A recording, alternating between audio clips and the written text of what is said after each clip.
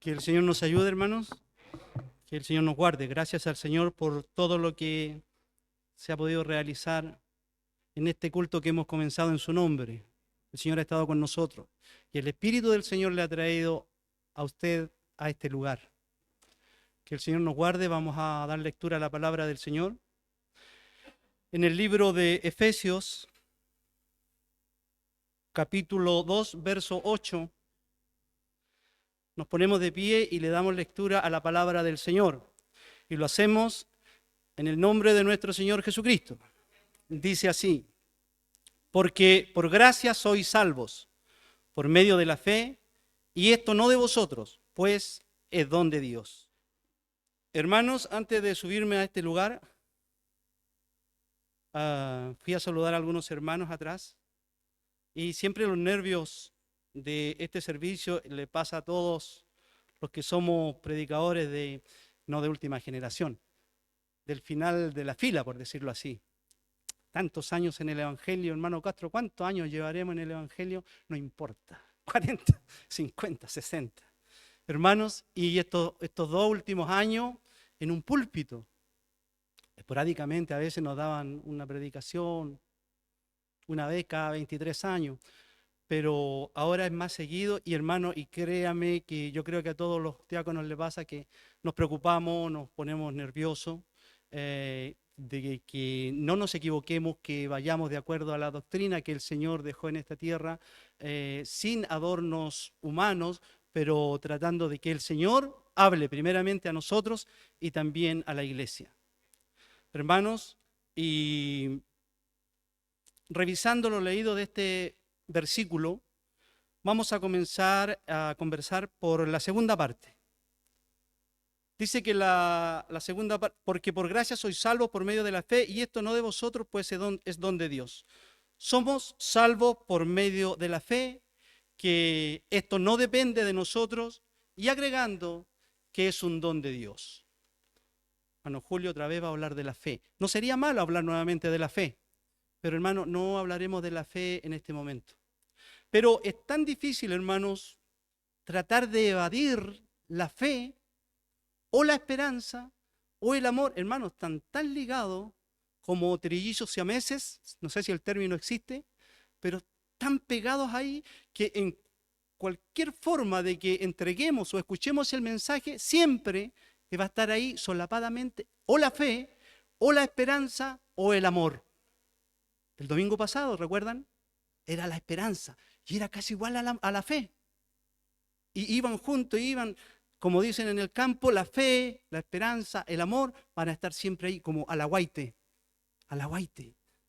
como reafirmando. Es más, esta palabra, hermano, desde el primer libro al último, su razón de ser es fe, esperanza y amor. Así que, hermano, siempre van a estar unidos. No hablaremos de la fe, como dije. Vamos a tomar, hermanos, para nosotros en esta hora, la primera parte. Dice: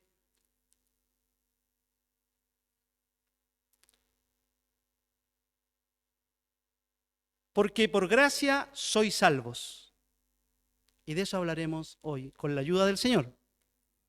Decía yo en la oración que el éxito de su servicio, de su culto, de su venida a la casa del Señor, depende de usted y de mí.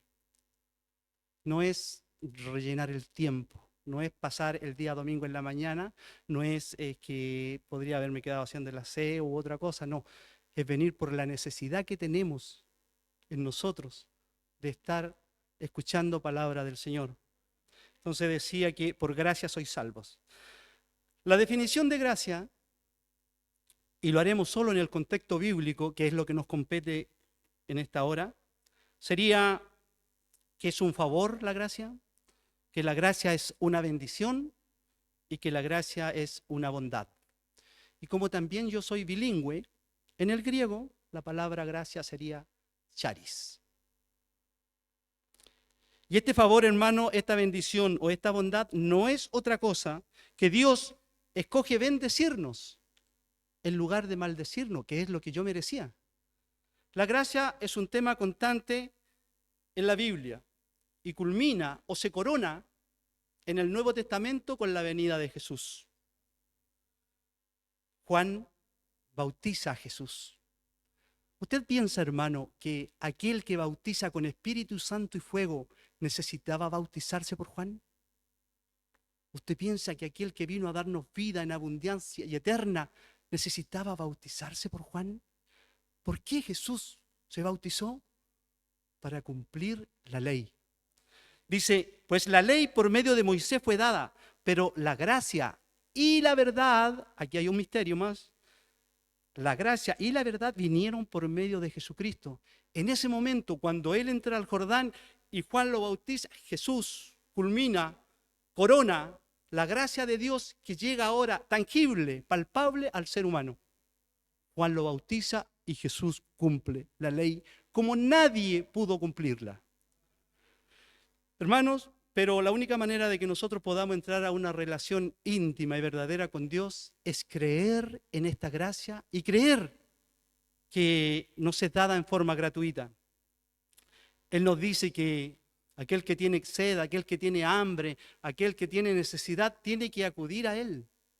Decía Fran, a veces los adultos también necesitamos ayuda. Y si fuera de nuestros hijos, qué precioso sería, qué lindo sería que nuestros hijos, a una edad ya nosotros avanzada, pudiesen aconsejarnos. ¿Por qué no? ¿Por qué no? Los que ya tenemos más de 40 años, sabemos que nuestros padres no nos dejaban a veces ni mirarlos, ¿cierto? Ni mirarlos. Te dije y te mandé a esto y tienes que hacerlo, y tenía que hacerse.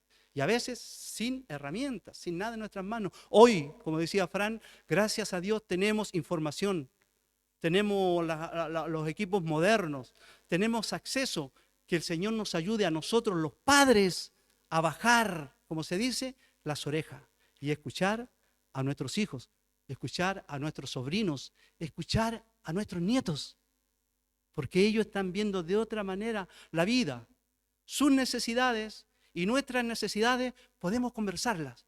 Podemos conversarlas en familia. No solamente el Señor cuando dice que las bendiciones deben comenzar por los domésticos de la fe, que es nuestro hogar y nuestros hermanos, no se refiere solo a la alimentación o a la bendición material, sino que también al conocimiento, al problema, a la necesidad de cada uno de nosotros. Excelente lo que ha dicho Fran, poquitas palabras, pero sí, esa necesidad. Mire, la necesidad de escuchar a una persona. Yo miraba a Maggie, como hablaba, y decía, gracias al Señor que ningún hermano se molesta porque Maggie nos da esta información. Porque nadie se molesta, ¿verdad? Porque ella necesita ser escuchada.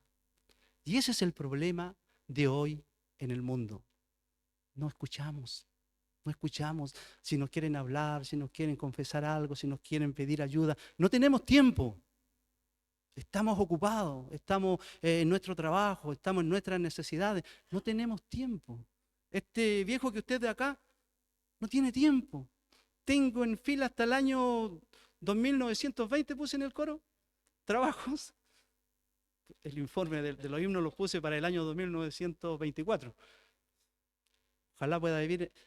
Hay trabajos que hacer en casa de mi hija, en casa de mi hermano, en casa de allá, en casa de mi mamá. No voy a alcanzar, no alcanzo. De repente como que se molestan un poco. Es que no alcanzamos, hermano. Pero démonos el tiempo de escuchar a nuestra familia y de hablarle nosotros a nuestra familia. Como decía Fran, disculpa que te cite tanto, pero dice, a veces los viejos como que somos reacios, ¿cierto?, a abrirnos con el resto de la familia. Pero es necesario. Yo me gozo, disculpe hermano Castro, yo me gozo con el hermano Castro que siempre está conversando con las chiquillas ahí, conversando. De repente me dan ganas de, ya, pues hermano Castro, pero no, qué bien, que converse la familia, ¿cierto? Que converse la familia, porque hay familias que no se hablan, es más, están enemistados. Que el Señor nos ayude a nosotros, que somos los hijos del Señor.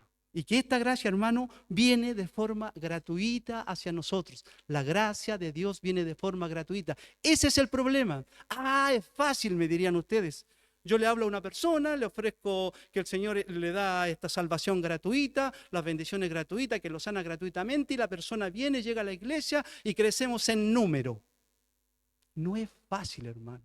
Decía al principio que el Espíritu Santo lo trajo a usted. ¿Por qué? Porque hay muchos que quisieran estar ahí al lado suyo sentados y no pueden. No pueden. Están presos. Están presos en sus conocimientos, en sus debilidades. No voy a decir en sus vicios, hermano, porque en cualquier momento el enemigo se enseñorea con alguno de nosotros y él está atento a complicarnos, a complicar lo que Dios ha puesto en esta tierra, que es al ser humano. El enemigo siempre va a tratar de degradar al ser humano. En todo momento, en todo lugar, él va a tratar de degradarlo. Es la hechura de Dios. Es el modelo de Dios. Hay que tirarlo por tierra, hay que avergonzarlo. ¿Se ha fijado las leyes de hoy? ¿Se ha fijado las leyes, lo absurda, lo aberrante que son delante de los ojos del Señor? Escuchaba una noticia que decía que hay una promulgación de ley para que los niños de 3 años puedan decidir su ideología de género. En el fondo, si quieren ser hombre o mujer, a los 3 años, hermanos. Hay otra por ahí que dijo, no vamos a comer más peces ni pescados porque saben jugar fútbol y hay que cuidarlos. Así muy jocosamente pensé para adentro, podríamos ponerle la camiseta de la selección chilena. Hermano, hemos llegado a lo absurdo. Hemos llegado a lo que es verdad, se ve como que es mentira. Y a lo que es mentira, como que es verdad. Y tenemos que vivir con eso. Que el Señor nos libre a nosotros, hermanos, de caer en alguna ideología, siquiera un pensamiento. Que el Señor nos ayude a eso, que nos mantenga nuestro cerebro, nuestra mente limpia a la luz de su palabra y a la luz de su gracia. Es un regalo de Dios, es gratuita la gracia. Y esta gracia, hermano, comenzó en el huerto del Edén. Cuando está Adán y Eva y caen en la falta que todos conocemos, Dios sacrifica un animal. Con su piel hace vestidos y cubre la desnudez de Adán y Eva, cubre su vergüenza, cubre su falta, cubre su pecado. Mire, Dios podría haberse deshecho de esta pareja. A ver, Adán y Eva, háganse un lado, me están complicando, yo tengo otro plan. ¿Se acuerda que Dios tiene un plan perfecto que uno por ahí trató de complicárselo, pero él siguió adelante? Pero no lo hizo, no los hizo a un lado. Y en lugar, hermano, de desecharlos, él creó un plan de salvación para ellos también. Abrió una puerta, un camino, una salida, un escape para que ellos pudieran tener también entrada y de alguna forma pudiesen tratar de amainar un poquito la ira, la rabia que le dio a Dios en ese momento al ellos desobedecerle. Dios sacrifica un animal, hermano, como decía, hace pieles, cubre su desnudez, su vergüenza, su pecado, y simplemente ese, hermano, es una prefigura de el cordero que a la postre, un cordero como inmolado, iba a ser sacrificado en la cruz por los pecados de la humanidad. Que el Señor nos ayude y el Señor nos guarde. Este patrón de gracia, hermano, continuó en este Antiguo Testamento y Dios instituye sacrificios.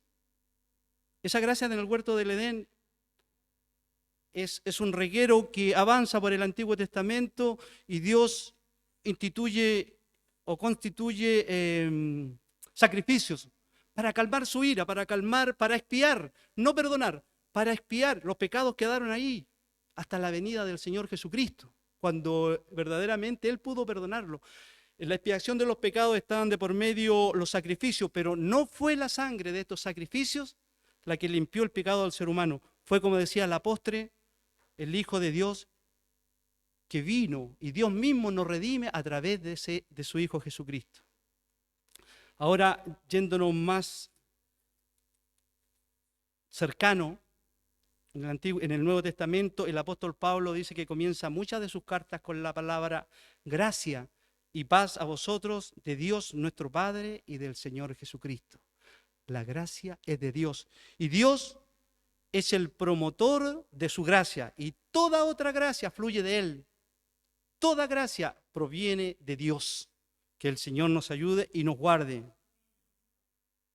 Dios muestra su misericordia, lo decía Cristian el domingo pasado, Dios muestra su misericordia y también su gracia, pero no son lo mismo, son similares, muy similares, y a veces podemos caer en eso. Si vamos al finito, hermanos, la misericordia retiene en sí un castigo que merecemos, pero la gracia nos otorga una bendición, un regalo que no merecemos. Esa es la gracia de Dios. En la misericordia, Dios escoge cancelar nuestra deuda de pecado por medio del sacrificio de su Hijo en nuestro lugar. Nosotros teníamos que ir ahí, cada uno de nosotros teníamos que ir a pagar por nuestras faltas. Son mis pecados, son mis faltas, son mis errores. Yo tengo que cancelar eso. No, dice Dios, enviaré a Jesucristo para que Él pague por ti. En el libro de Tito,